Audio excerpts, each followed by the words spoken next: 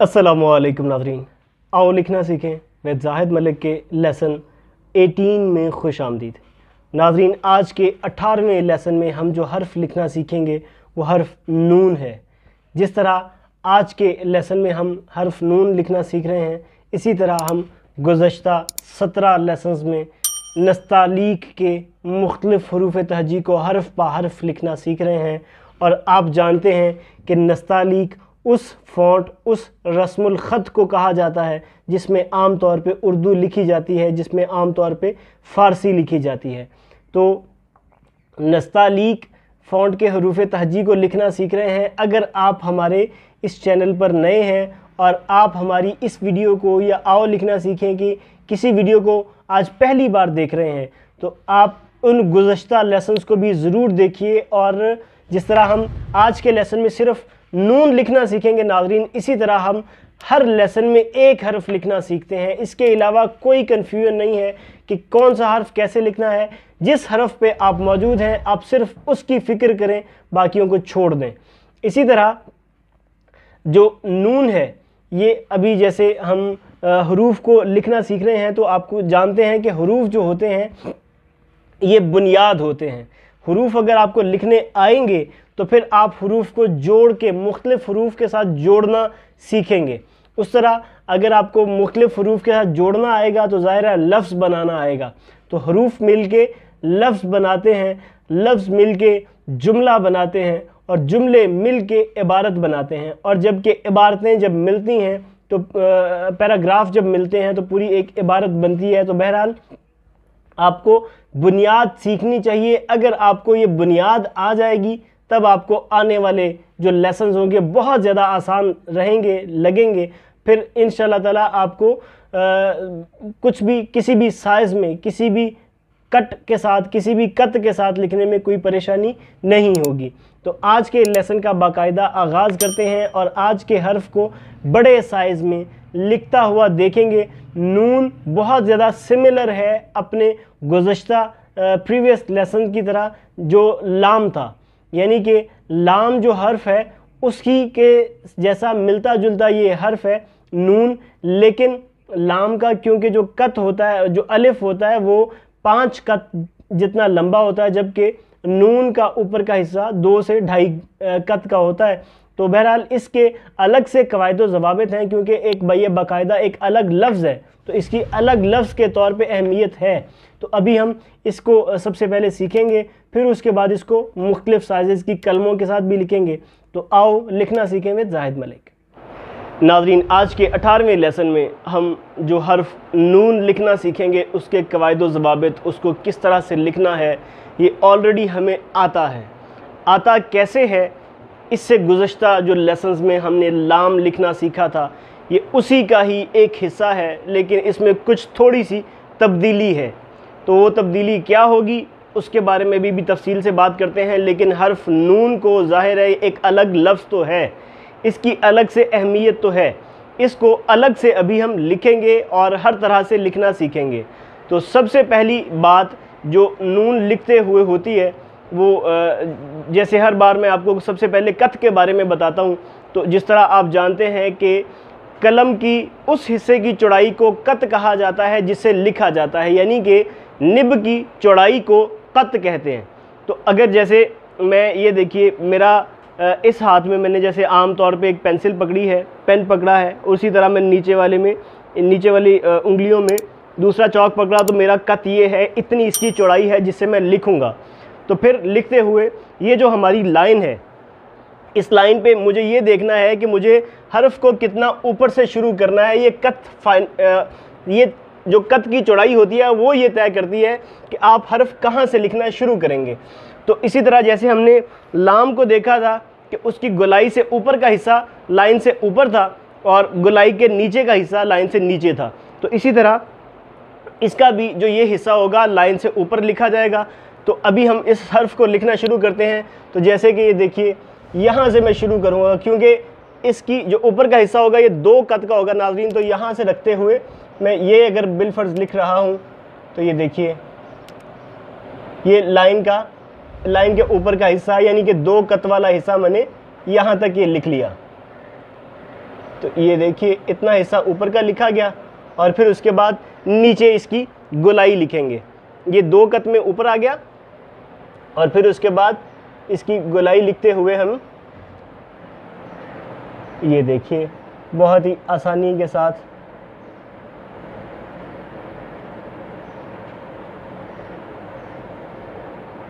इस तरह से ये लिखते हुए हम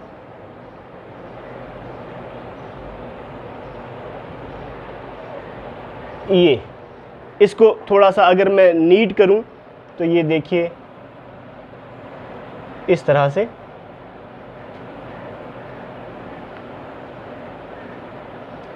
आपने जिस तरह लाम का ऊपर का हिस्सा ये 5 कत में था, लेकिन इसके अंदर आके ये 2 कत में रह जाएगा, यानी कि इसकी जो हाइट होगी वो कम हो जाएगी।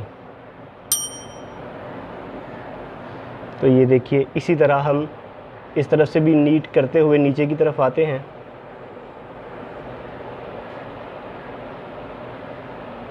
तो आज का हमारा हर्फ जो नून होगा वो हम लिखेंगे।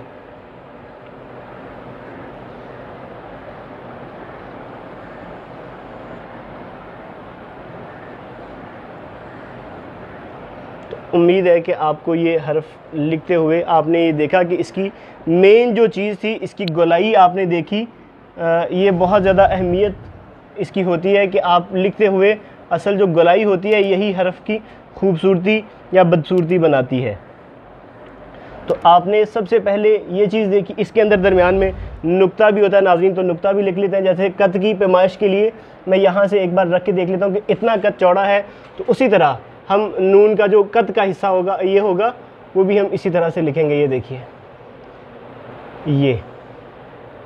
ये हमारा नून का नुक्ता लिखा गया बहुत आसानी से। तो आपने ये देखा कि ये वाला यहाँ तक का जो हिस्सा है नाज़रीन, ये आप 2 या 2.5 कत लिख सकते हैं। जैसे 2.5 कत इसकी ये इस हिस्से की लंबाई ये आप रख सकते हैं। इस जगह से इस जगह तक की जो लंबाई होगी, उसी तरह नाज़रीन जो ऑलरेडी हमने सीखी है 3, 3.25 या 3.5 कत, ये जो यानी कि ये चौड़ाई है। और फिर यहाँ से इस जगह तक भी उसी तरह से जो चौड़ाई होगी वो भी तकरीबन 3-3.25 कत। तो ये आपने देखा उसी उसूल के मुताबिक जिस तरह हम ऑलरेडी लिखना सीख चुके। और नुक्ता जो है उसी तरह ये देखिए मुरब्बा कत के अंदर, लेकिन इसमें हल्का सा कर्व रहेगा। अगर इसी नुक्ते को, इसी हर्फ नून को मैं लिखूं इसी चौक के साथ, इस कत के साथ अगर मैं लिखता हूं, तो मैं कत क्योंकि छोटा है तो मैं लाइन के उस जगह से शुरू करूंगा कि ये 2-2.25 कत 2.5 कत यहाँ तक ही आए। तो ये देखिए मैंने यहाँ से ये शुरू किया ये, और फिर उसके बाद मैं यहाँ से इसकी गोलाई लिखूं तो ये देखिए हर्फ नून लिखा गया और ये इसके दरमियान नुक्ता आ गया। उसी तरह उन्हीं उसूलों के मुताबिक ही लिखा जाएगा। अगर मैं इससे छोटे कत के साथ यानी कि इससे छोटे चौक के साथ नून लिखूं तो फिर भी देखिए लाइन के ज़्यादा करीब हो गया क्योंकि कत छोटा है। और फिर उसके बाद ये नून लिखा गया। इसी तरह यही उसूल रहेगा कि किसी भी हर्फ या नाम के बाद नून आएगा, आखिर में नून आएगा, तो नून अपनी इसी जगह पर रहेगा। जिस तरह एक नाम है महजबीन, तो आप देखें कि ये माह, मीम अलिफ माह और हे ये अपनी ही जगह पर है, और ये जीम नून अपनी जगह पर रहेगा, जबकि जीम और ये बे और ये इस तरह ये और ये हमारा नून लिखा जा रहा है ये। तो ये देखें कि नून अपनी ही जगह पर रहेगा, नून की पोजीशन तब्दील नहीं होगी, जबकि बाकी जो हर्फ होगा वो ऊपर लिखा जाएगा। तो ये देखें नाज़रीन,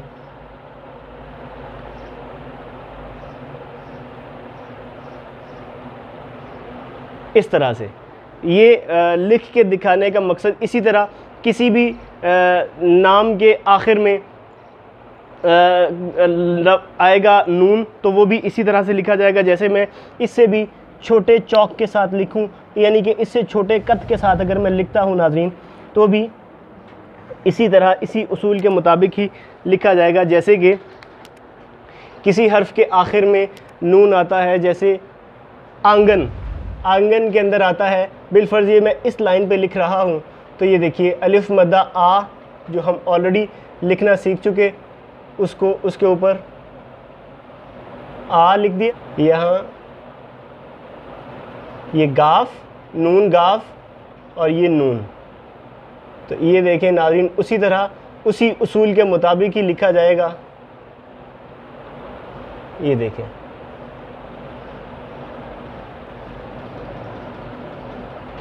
आंगन, तो ये आपने देखा कि नून अपनी ही जगह पर मौजूद है। नून में कोई भी नाम कुछ भी तब्दीली नहीं होगी, नून अपनी जगह पर रहेगा। इसी तरह चाहे कोई भी हर्फ हो, जितना भी लंबा हो, जितना भी लंबा लफ्ज़ हो, लेकिन आखिर में अगर नून आएगा तो वो नून अपनी जगह पर मौजूद रहेगा। जिस तरह ये आंगन लिखा, इसी तरह दूसरा हर्फ जैसे आता है चमन, तो चमन लिखने के लिए भी जिसे आपको जीम चे लिखना आता ही है, उसके बाद आपको इसके आगे वाला हर्फ मीम भी लिखना आता है। तो ये देखिए मीम लिख लिया, फिर उसके बाद ये नून आ गया। नून अपनी उसी जगह पर मौजूद है नाज़रीन। ये चीज़ आप देखें कि ये नून इधर ही है, जबकि बाकी जो भी हर्फ होगा वो ऊपर की तरफ लिखा जाएगा। इसी तरह जितना भी लंबा लफ्ज़ हो, जितना भी लंबा नाम हो, उसके आखिर में नून एक ही जगह पर रहेगा, जबकि बाकी जो लफ्ज़ होगा वो ऊपर लिखा जाएगा। लेकिन आपने बुनियादी तौर पे नून लिखने का उसूल याद रखना है कि इसमें भी ये देखिए कि ये जो लंबाई है, ये लंबाई है, ये जो लंबाई है, ये वाली लंबाई है, इसके अंदर भी ये तमाम हुरूफ के अंदर आप देख रहे हैं ये तकरीबन 2-2.5 कत की आती है। इससे ना लंबी होनी चाहिए, ना इससे ज़्यादा छोटी होनी चाहिए। तो ये आप देख रहे हैं, इससे लंबा तो हर्फ खैर नहीं होना चाहिए। तो ये आप देखें कि इसकी इतना हिस्सा नून का लाइन के ऊपर है, इससे इतना हिस्सा लाइन के ऊपर है। इसी तरह ये देखिए जितने भी हुरूफ होंगे इतना हिस्सा लाइन से ऊपर आएगा, बाकी गोलाई का हिस्सा जो होगा वो लाइन से नीचे आएगा। ये देखिए अगर आप इस हर्फ को महजबीन में से नून को अलग से भी देख सकते हैं तो देखेंगे तो ये इसी तरह से नून का ऊपर का हिस्सा अलग से आपको नज़र आ रहा होगा। और ये आज के हर्फ नून के कवानीन थे, प्रिंसिपल्स थे जो आपने सीखे हैं। आपने जब कभी भी जिस किसी साइज़ के साथ भी लिखते हैं, जिस किसी कत के साथ लिखते हैं, आपको नून इसी तरह से लिखना चाहिए। नाज़रीन, आज के लेसन में आपने हर्फ नून को देखा कि ये कैसे लिखा जाता है, क्या इसके कवायद व ज़वाबित हैं, क्या इसके प्रिंसिपल्स हैं। आपने उसकी गोलाई देखी, कितनी जितना बड़ा कत होगा उतना ही बड़ा लफ्ज़ लिखा जाएगा, जितना कत छोटा होगा उतना ही लफ्ज़ छोटा लिखा जाएगा।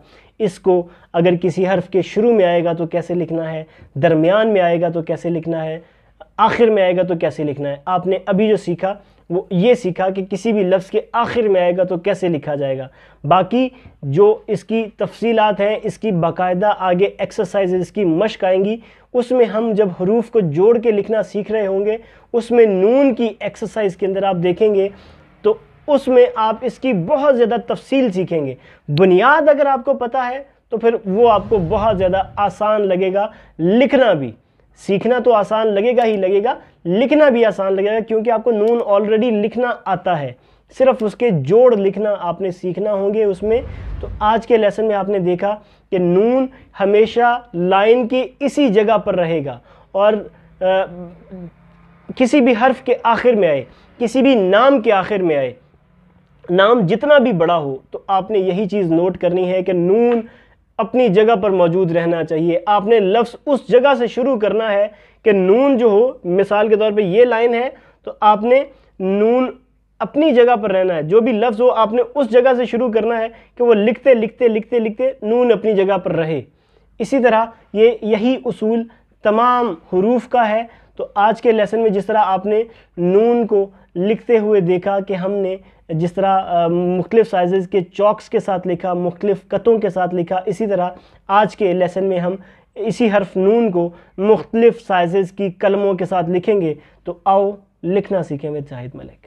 जी नाज़रीन, आज के लेसन में हमारा जो हर्फ नून है उसको लिखना शुरू करते हैं। जिस तरह हमने चौक के साथ लिखा उसी तरह नून कलम के साथ भी लिखा जाएगा। आपने सबसे पहली चीज़ यही हर बार नोट करनी है कि आपके जिस कलम के साथ लिख रहे हैं उसका कत का साइज़ क्या है, ताकि आपको ये पता चल सके कि लाइन के कितने फ़ासले से आपने लिखना शुरू करना है। तो जैसे ये लाइन है तो इसके लिए मुझे 2 सवा 2 कत यानी कि यहाँ से तकरीबन ये हर्फ को शुरू करना होगा। मैं अगर मिसाल के तौर पे इस जगह से हर्फ को लिखना शुरू कर रहा हूँ तो ये देखिए, ये नून का पहला हिस्सा ये इस तरह से इसको नोक के साथ यहाँ से बनाएंगे और फिर उसके बाद यहाँ से हम इसको लाइन यहाँ से गुलाई शुरू करेंगे। तो ये देखें नाज़रीन,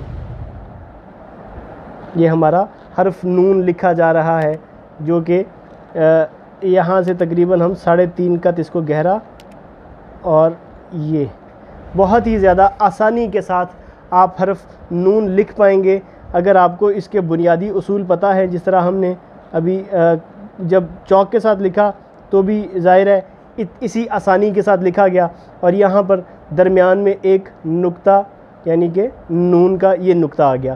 तो इसमें अगर आप देखेंगे कि हमने जो लिखा हर्फ नून, इसकी अगर जैसे 21 mm के इस कलम के साथ हमने इसको नाज़रीन लिखा है, तो इसी तरह अगर मैं इससे भी छोटे कलम के साथ यानी कि 16 mm के साथ अगर लिखूँगा, जब भी इसी तरह इन्हीं उसूलों के मुताबिक ही लिखा जाएगा। ये जैसे 2.25 कत तकरीबन ऊपर फासले से मैं शुरू कर रहा हूँ, तो ये देखिए कि इस तरह से ये इस तरह गुलाई यहाँ से हम इसको शुरू करेंगे, यानी कि इतना हिस्सा जो होगा सीधी लाइन वाला ये लाइन के ऊपर से ही लिखा जाएगा। तो इस तरह यहाँ से अब ये इसकी गुलाई शुरू करते हैं, जैसे कि ये देखिए यूँ, और फिर उसके बाद यहाँ से वापसी हर बार की तरह ये। तो ये हमारा हर्फ नून लिखा गया ये। तो ये देखें उसी तरह उन्हीं उसूलों के मुताबिक उसी तरह से नून लिखा जैसे हमने इससे पहले लिखा या चौक के साथ लिखा। तो आपने यही चीज़ नोट करनी है कि गुलाई का ख़ास तौर पे ख्याल रखना है नाज़रीन। इसकी गुलाई ही इसकी असल खूबसूरती है।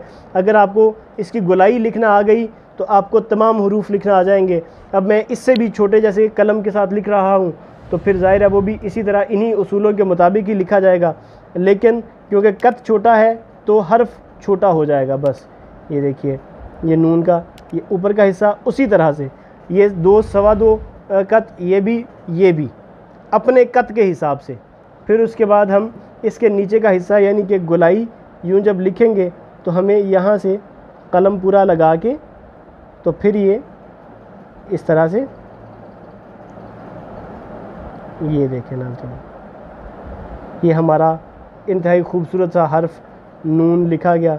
इसी तरह आपने वो चीज़ भी नोट रखनी है कि जिस भी हर्फ के आखिर में ये लिखा जा रहा है तो वो बाकी हर्फ लफ्ज़ ऊपर लिखा जाए, लेकिन आपकी वो बाद की बात है, आपको सिर्फ बता रहा हूँ, बाकी लिखा इसी तरह से जाएगा। जैसे ये तीनों साइज़ के कलम के साथ, अब मैं इससे भी अगर छोटी कलम के साथ लिखूँगा तब भी इसी तरह इसी उसूल के मुताबिक ही लिखेगी, लेकिन कलम क्योंकि कद छोटा है तो ज़ाहिर है हर्फ छोटा हो जाएगा बस। इसके अलावा कोई भी तब्दीली वाक़ई नहीं होगी। ये देखें, ये देखें नून लिखा उसी तरह से उन्हीं प्रिंसिपल्स पे उसी तरह से नून लिखा गया। तो ये देखें अब जैसे मिसाल के तौर पे मैं इससे भी छोटी कलम के साथ लिख रहा हूँ तो फिर आप ये चीज़ नोट करेंगे कि जैसे मिसाल के तौर पे एक हर्फ है गमगीन, मिसाल के तौर पे, तो गमगीन जब लिखने के लिए नून जो होगा नाज़रीन, जिस तरह ये जहाँ पर आया नून वो भी इसी तरह इसी जगह पर रहेगा। अब जैसे कि मैं यहाँ पर लिख रहा हूँ मिसाल के तौर पे गमगीन, तो जो गईन है सबसे पहले गईन लिखा, ये हम ऑलरेडी लिखना सीख चुके हैं। फिर उसके बाद हमने लिखा मीम और फिर उसके बाद ये गाफ। इतना हर्फ लिखने के बाद ये जैसे इसके गाफ की 2 कशिश या 2 डंडे।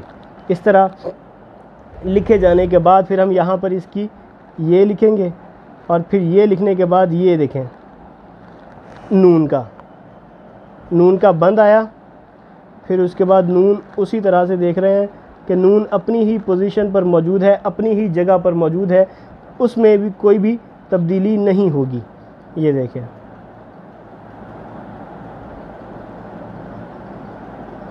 इस तरह। अब आपने ये चीज़ देखनी है कि नून अपनी ही जगह पर मौजूद है, जबकि जितना बाकी हर्फ था वो ऊपर की तरफ लिखा गया, लफ्ज़ ऊपर की तरफ लिखा गया। लेकिन वैसे इसके अलावा मैं खाली आपको सिर्फ नून लिख के दिखाऊँ तो इससे भी छोटे कलम के साथ अगर मैं लिख रहा हूँ तो फिर ये देखिए नाज़रीन, लिखा उसी तरह से जाएगा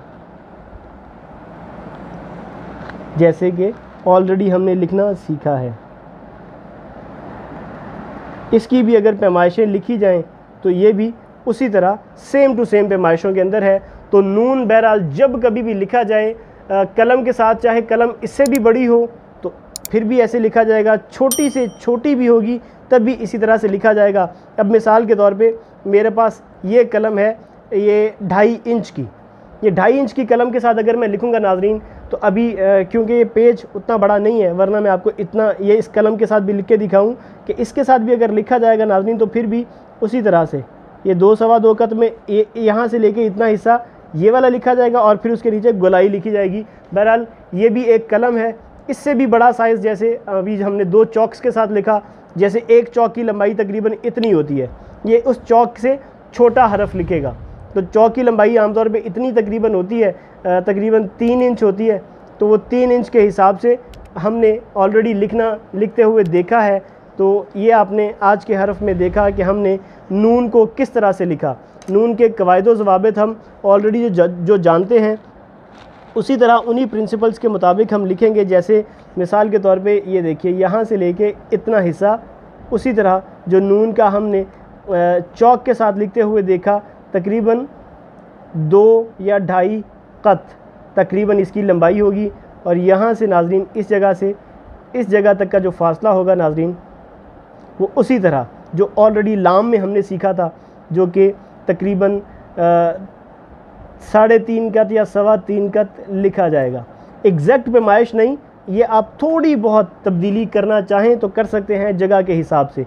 उसी तरह इसके अंदर भी देखेंगे तो वही गैप होगा, वही डिस्टेंस होगा। ये उसी तरह से इसके 2.25 कत, ये इस हरफ के इस कलम के हिसाब से 2, 2.25 या 2.5 कत, मैक्सिमम 2.5 कत। इससे ऊपर जाएगा तो हरफ लाम की तरह लगना शुरू होगा। तो बहरहाल आपने देखा हमने 5 साइज़ के कलम के साथ लिखा तो बिल्कुल हू बहू उसी तरह से लिखा गया जिस तरह पहला हर्फ है, जिस तरह दूसरा हर्फ है, जिस तरह तीसरा हर्फ है। सिर्फ़ और सिर्फ कत छोटा होने की वजह से नाजरीन हर्फ छोटा लिखा गया, बाकी इसके अलावा कोई भी तब्दीली वाक़या नहीं होगी। जी नाजरीन, आपने आज के 18वें लेसन में देखा हर्फ नून हमने मुख्तलिफ़ साइज़ के चौक के साथ भी लिखना सीखा। फिर उसके बाद आज के हर्फ को हमने नून को मुख्तलिफ़ साइज़ की कलमों के साथ भी लिखते हुए देखा नाजरीन। तो यही उसूल है, यही इसके कवायद व ज़वाबित हैं कि नून जब कभी भी आएगा इसी तरह से लिखा जाएगा।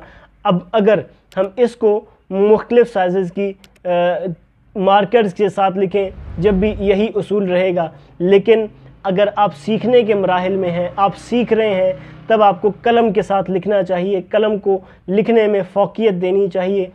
क्यों देनी चाहिए? क्योंकि कलम ऐसा टूल है कि जिसके कत आप बड़ा या छोटा बना सकते हैं, ख़ुद भी बना सकते हैं। मुख्तलिफ़ साइज़ के आपको कत मिल जाते हैं। जैसे ये कलम है, आपको आम तौर पे इतने बड़े कत में ना कोई पेन मिलेगा, ना कोई आपको इतने बड़े कत में मार्कर मिलेगा। तो ये कलम ज़्यादा आसान है। आप इसको किसी भी साइज़ में, अगर छोटा बच्चा है तो आप उसके लिए छोटा कट कर सकते हैं, कोई ज़्यादा बड़ा लिखना चाहता है तो आप उसे बड़ा कर सकते हैं। दूसरा फ़ायदा कलम के साथ ये होता है कि नाजरीन इसकी निब जो हार्ड होती है, लकड़ी से बनी होती है, ये आपके हरूफ की चौड़ाई पूरी दिखा पाती है, जबकि मार्कर्स ऐसा नहीं कर पाते। वो चंद हरूफ लिखने के बाद, चंद सतरें लिखने, लाइनें लिखने के बाद उसकी नोकें ख़राब हो जाती हैं, तो वो अच्छे से लिख नहीं पाती। तो बहरहाल आपको कलम के साथ लिखना बेहतर है। अगर आप नहीं लिख पाते तो कोई मसला नहीं है, आप मार्कर के साथ लिखना चाहते हैं तो लिखिए, आप पॉइंटर के साथ लिखना चाहते हैं तो लिखिए। आप जिस चीज़ के साथ लिखने में इंटरेस्टेड हैं, हमारी उस चीज़ के साथ लिखते हुए वीडियो का वो सेक्शन तो लाजमी देखें। बिलउमूम तो आपको पूरी वीडियो देखनी चाहिए, क्योंकि आपको उसकी बुनियाद पता होगी, जभी तो आप उस चीज़ के साथ लिखेंगे। तो आप वो चीज़ भी सीखिए और जिस चीज़ के साथ आप लिखना चाहते हैं उस चीज़ के साथ भी ज़रूर लिखिए। अगर आप स्टूडेंट हैं तब तो आपको लिखना मजबूरी है, ज़ाहिर है आपको एग्ज़ाम्स में, टेस्ट में, होमवर्क में और भी बहुत सी जगहों पर लिखना आपकी मजबूरी रहती है। तो आप आज के लेसन में अभी हम जिस तरह मुख्तलिफ साइज़ की कलमों के साथ लिखा है, तो अभी हम इसको मुख्तलिफ साइज़ के मार्कर्स के साथ लिखते हैं और पेन, पॉइंटर, पेंसिल वगैरह के साथ कैसे लिखा जाता है तो उसके बारे में देखते हैं। तो आओ लिखना सीखें विद जाहिद मलिक। जी नाज़रीन, अभी हम आज के हर्फ को मुख्तलिफ साइज़ की कलमों के साथ लिखना सीखेंगे। तो जिस तरह से अभी हमने देखा कि जैसे कलम के साथ लिखा गया है, तो बिल्कुल उन्हीं उसूलों के मुताबिक ही हर्फ नून मार्कर के साथ लिखा जाएगा। चाहे कद छोटा हो बड़ा हो, सिर्फ़ और सिर्फ हर्फ छोटा बड़ा होगा और आपने ये जगह को देखना है कद आपका कितना है, ताकि आप लाइन से उसका फ़ासला नोट कर सकें। जैसे मेरा ये कलम है, ये मार्कर है, ये कद है, तो मैं यहाँ से हर्फ लिखना शुरू किया और फिर उसके बाद यहाँ से मैं इसकी ये गोलाई नीचे की लिख दी। तो जो हमारा हर्फ होगा नून, वो यहीं पर लिखा जाएगा। इस तरह से मैं दोबारा से आज के हर्फ को लिखता हूँ, तो देखेंगे कि बिल्कुल उसी तरह से उसी साइज़ में हर्फ नून लिखा जाएगा। ये वही कायदे कानून, प्रिंसिपल्स भी वही के वही रहेंगे जिस तरह हमने इसको चॉक्स या मार्कर वगैरह के साथ, कलम के साथ लिखते हुए देखा था आपने। तो वही चीज़ अभी भी सेम टू सेम रहेगी। ये तो ये देख रहे हैं आप कि इसके अंदर नून लिखते हुए नाज़रीन, हमने अगर इस के साथ लिखा है तो अभी आप ये देखें कि इसकी यहाँ तक जो चौड़ाई अभी हमने देखी वो वही की वही 2 से 2.5 कत रही। ये वाला जो ये फ़ासला है, ये फ़ासला है, ये फ़ासला है, सब बिल्कुल सेम उसी तरह से रहेगा। अगर मैं इस कट से छोटे कट मार्कर के साथ लिखूं, यानी कि 3 mm इतने छोटे कट के मार्कर के साथ लिख रहा हूं, तो फिर भी उसी तरह से हर्फ लिखा जाएगा। जैसे इस लाइन पे लिखता हूं तो मुझे यहाँ से हर्फ को शुरू करना चाहिए, फिर उसके बाद यहाँ पर पूरा मार्कर लगा के, और ये मेरा हर्फ नून लिखा गया। तो आप यही चीज़ नोट कर रहे हैं कि बिल्कुल उसी तरह जैसे ये हर्फ लिखा उसी तरह ये हर्फ भी लिखा गया। अगर ये किसी लफ्ज़ के या नाम के आखिर में आएगा तो नून अपनी इसी जगह पर मौजूद रहेगा। अगर मैं इससे भी छोटे कट मार्कर के साथ अगर आपको लिख के दिखाऊं, जैसे कि ये है, ये पियानो कंपनी के पॉइंटर्स हैं, बहुत अच्छे पॉइंटर हैं और बहुत देर पा चलते हैं और बहुत माकूल सी इसकी कीमत भी है, 30-40 रुपए का बड़े आराम से मिल जाता है। तो ये आप पियानो का पॉइंटर यूज़ कर सकते हैं मार्कर की जगह पे, एग्ज़ाम्स वगैरह में भी। और ये देखिए नून का ये हिस्सा लिखने के बाद ये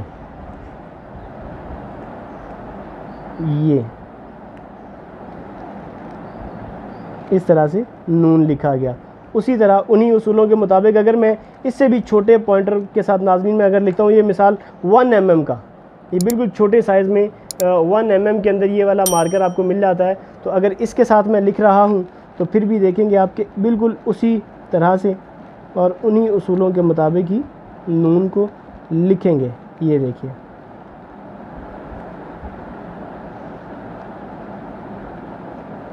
बस ये कलम, ये मार्कर वगैरह में लिखने में यही मसला होता है कि इसमें थोड़ा सा अगर ज़ोर डाल दें तो इसकी निब ख़राब हो जाती है। जब पूरी तरह से ना लिखें तो फिर ज़ाहिर है वो हर्फ पूरी तरह सही लिख नहीं पाता। अगर नरम से हाथ से लिखते हैं तो थोड़ी सी इसमें हाथ में पकड़ देनी चाहिए। तो अगर ज़ाहिर है इसके अंदर पकड़ में थोड़ा सा भी ज़ोर दूंगा तो इसकी निब ही ख़राब होगी। तो इसलिए मैं यही रिकमेंड करता हूँ कि आप सबसे पहला हर्फ जो है सबसे पहले इसके साथ लिखें, कलम वगैरह के साथ लिखा करें। अगर मैं मिसाल के तौर पे आज के हर्फ को, नून को अगर हम पेंसिल के वगैरह के साथ या पॉइंटर के साथ जब जिस किसी चीज़ के साथ भी लिखेंगे तो बिल्कुल इसी तरह से, क्योंकि उनके अंदर भी कट नहीं होता। तो ये देखिए ये हमारा हर्फ नून लिखा गया। लेकिन एक चीज़ मुश्तरक है, वो यही कि जो आधा हिस्सा लाइन से ऊपर है वो ऊपर, जो नीचे है वो नीचे। इसमें कोई भी तब्दीली नहीं होनी चाहिए जब कभी भी। अब मिसाल के तौर पे मैं इतना बड़ा लिखता हूँ बिलफर्ज, ये देखिए, ये मैंने इतना बड़ा नून लिखा और ये मैंने लिखा भी इसी पेंसिल के साथ इस लाइन के ऊपर ही। तो आप ये देखें कि लिखा उसी तरह से गया नाज़रीन, तब्दीली उसमें नहीं आएगी। जबकि छोटा, इसी तरह मैं छोटे साइज़ में भी लिखूँगा तो फिर भी देखिए लिखना उसी तरह से है। लेकिन आम तौर पे आप जब कभी भी लिखेंगे तो वो इसी तरह से लिखेंगे, ये कि इसका कुछ हिस्सा लाइन के ऊपर आए और गोलाई जो है वो ख़ास तौर पे लाइन से नीचे हो, और इसका ये वाला हिस्सा इस हिस्से से ऊपर होना चाहिए। आप मेरे लिखे गए तमाम नून के अंदर ये चीज़ नोट करेंगे कि ये देखिए यहाँ से इसका फ़ासला यूँ है, ये यूँ है, ये यूँ है, ये यूँ है। इसी तरह जितने भी नून लिखे जाएंगे वो इसी तरह से लिखे जाएंगे। तो आपने ये जो आज का हर्फ नून है, इसको हम अब मिसाल के तौर पे किसी भी हर्फ के आखिर में, जिस तरह मैंने आपको अभी लिख के दिखाया महजबीन, उसके अंदर भी ये देखिए माह है अपनी जगह पे और ये देखिए महजबीन, नून अपनी ही जगह पर मौजूद रहेगा। ये जब हम इसकी बाकायदा जब लफ्ज़ों को जोड़कर लिख रहे होंगे तब आपको इसकी समझ में आएगी, ये बात समझ में आएगी। लेकिन आपको लिखना इसी तरह से चाहिए जैसे हमने ये लिखा है। ये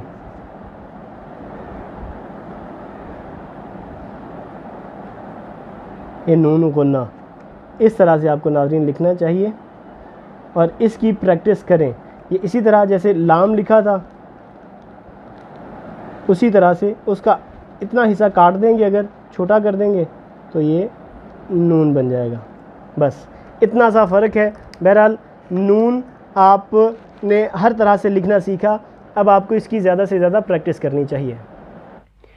जी नाज़रीन, आज के लेसन में हमने नून जो हमारा हर्फ था, बहुत ही खूबसूरत हर्फ है, बहुत सारे नामों में, बहुत सारी जगहों पे ये लिखा जाता है। हम अक्सर इसको लिखते हैं आम तौर पे जब हम इबारत वगैरह कोई लिख रहे होते हैं तो उसमें तो लाजमी आता है, जैसे करें के अंदर नून गुन्ना होता है, अगर इसके अंदर एक नुक्ता मौजूद हो तो फिर ये नून है, जैसे पाकिस्तान के आखिर में नून है। इसी तरह किसी हर्फ के आखिर में नून का नुक्ता ना हो तो नून गुन्ना बनता है। जैसे खेलें, करें, जाएं, आएँ, तो उसमें नून का बाकायदा आवाज़ नहीं होती लेकिन नून के जैसी आवाज़ होती है, तो उसे नून गुन्ना कहा जाता है। तो इसका इस्तेमाल बहुत ज़्यादा है। तो बहरहाल आज के लेसन में हमने हर्फ नून को लिखना सीखा है, तो आप इसकी बहुत ज़्यादा प्रैक्टिस करें। अगर आप स्टूडेंट हैं तब तो आपको लिखना ज़ाहिर है बहुत ज़्यादा ज़रूरी होता है। तो आप जिस तरह स्कूल में एक पीरियड के तौर पे, आप एकेडमी में, आप कॉलेज या यूनिवर्सिटी में आप लिखते हैं, एक मतलब पीरियड आपका होता है, आप उसी तरह इसको एक पीरियड के तौर पे लें। ऐसा हरगिज़ मत करें कि आप दिन में, आज के मिसाल के तौर पे आज आपने 3 बजे लिखने को बैठे, आपने आधा घंटा लिखा, आप अगले दिन 5 बजे आपको वक्त मिल रहा है तो आप 5 बजे बैठ रहे हैं, उससे अगले दिन आपको 7 बजे वक्त मिल रहा है, आप उस वक्त में बैठ रहे हैं। लेकिन आखिर में ऐसा होगा कि आप लिखना छोड़ देंगे। तो वो क्यों ऐसा होगा? क्योंकि आप अपनी सहूलत को देख रहे हैं। अगर आप इसको अपनी ज़रूरत समझें और जिस तरह आप अपने दिन में एक वक्त में एक जगह पर मौजूद होते हैं, मिसाल के तौर पे आप कॉलेज या स्कूल जाते हैं तो दिन में आप 7 बजे से 1 बजे तक मिसाल के तौर पे स्कूल में होते हैं, आपको पता है कि मुझे इस टाइम में स्कूल में होना है, तो फिर आप वहाँ पर होते हैं। आपको इसी तरह अगर पता है कि मुझे 9 से 10 बजे फ़लाँ पीरियड में मौजूद होना है, वो आपको पसंद है या नहीं है, आप वहाँ पर मौजूद होते हैं। इसी तरह आप दिन में जो वक्त आपने मुख्तस किया हुआ है, 4 से 5 बजे, 5 से 6 बजे, 6 से 7 बजे, 7 से 8 बजे, जो भी टाइम आपके लिए फिजिबल है लेकिन फ़िक्स हो, आप उस टाइम में बैठ रहे हैं तो आपको पता होगा कि मेरा अभी टाइम आने वाला है। मैं अगर मिसाल के तौर पे किसी ने वक्त 6 बजे का मुख्तस किया है और 6 बजे बजने वाले हैं, तो उसको पता हो कि 6 बजने वाले हैं, मुझे अपने इन कामों से फरागत लेनी है, फ्री होना है और मुझे लिखना है, तो वो उस टाइम में लिखे। तो फिर जाहिर है उसका एक टाइम पीरियड बनेगा और कुछ दिन के बाद उसको उसकी आदत हो जाएगी। तो आप खुद इसके बारे में देखिए। अगर आप के बच्चे छोटे हैं तो मैं पेरेंट्स से गुजारिश करूंगा कि वो अपने बच्चों का टाइम टेबल बनाएं और उनको उस पर कारबंद करवाएं, उस पर इम्प्लीमेंटेशन करवाएं। तो वो अगर बच्चा उस टाइम में लिखेगा तो आप देखें कि पेरेंट्स को बच्चों को टाइम देना पड़ता है। तो पेरेंट्स अगर इस चीज़ में फॉलोअप नहीं लेंगे तो बच्चा कभी भी लिखने के में तैयार नहीं होगा। तो जैसे एक मतलब स्कूल, कॉलेज या यूनिवर्सिटी के अंदर आमतौर पे अच्छा लिखना सिखाने वाला मौजूद नहीं होता, तो आप अपने बच्चों को थोड़ा वक्त दें। आपको अब तो ऐसा भी नहीं है कि आपको बच्चों के लिए कोई अलग से ट्यूटर मंगवाना पड़े। आपके घर में हमारा यूट्यूब चैनल आकर सिखाने को तैयार है। तो आप उनको अगर आपके घर में स्मार्ट टीवी की या एलसीडी की सहूलत मौजूद है तो आप उसमें हमारे यूट्यूब चैनल पर ये हमारी इन वीडियोस को चला कर दें। हमारे चैनल को उस स्मार्ट टीवी में सब्सक्राइब करें ताकि बच्चे जो हों वो बड़ी स्क्रीन पे देखेंगे तो जाहिर है उनके लिए आसानी होगी। हुरूफ को देखना समझना आसान होगा, लिखते हुए देखना आसान रहेगा। और फिर उसमें जो आसपास जो लोग भी होंगे उनमें भी एक लिखने पढ़ने का माहौल बनेगा। तो आप स्मार्ट टीवी पे हमारी वीडियोस को चलाकर बच्चों को दें और वो बच्चे उसको देखें। इसी तरह आप स्मार्ट टीवी पे ही हमारे इसी आओ लिखना सीखें के शॉर्ट वीडियो के सेक्शन को भी ज़रूर बच्चों को दिखाएं, जिसमें हम बहुत सी अहादीस को, नामों को बड़े फ़्लो में लिख के दिखाते हैं। तो वो लिखता हुआ जब आप देखेंगे नाज़रीन तो आप में लिखने का मज़ीद जज्बा और शौक़ पैदा होगा। तो फिर आप लिखने की तरफ बेहतर तरीके से राग़िब होंगे। बहरहाल आप हमारी इन वीडियोस को भी ज़रूर देखें, अपने जानने वालों तक भी भेजें। ज़्यादा से ज़्यादा लोग हमारे इस चैनल को सब्सक्राइब करें और शेयर करें।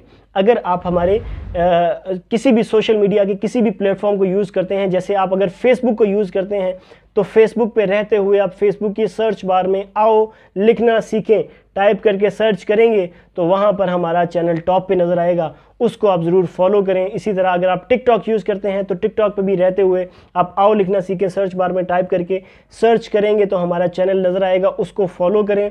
हमारी वहाँ पर वीडियोस को रीपोस्ट करें, अपने फेवरेट्स में ऐड करें, कमेंट्स करें, अपनी राय का इजहार करें। और अगर आप हमसे कोई फरमाइश करना चाहते हैं किसी नाम या आयत या हदीस या किसी चीज़ की, तो आप ज़रूर हमें बताएं कि आप बिलखुसूस क्या चीज़ सीखना चाहते हैं, तो हम आपको इंशाअल्लाह ताला किसी शॉर्ट वीडियो में वो भी लिखते हुए दिखाएंगे। तो आज के लेसन में फ़िलहाल इतना ही। अगले लेसन में इंशाअल्लाह ताला नए हर्फ के साथ दोबारा हाजिर होंगे। अपना और अपनों का बहुत ज़्यादा ख्याल रखिएगा। अल्लाह हाफ़िज़।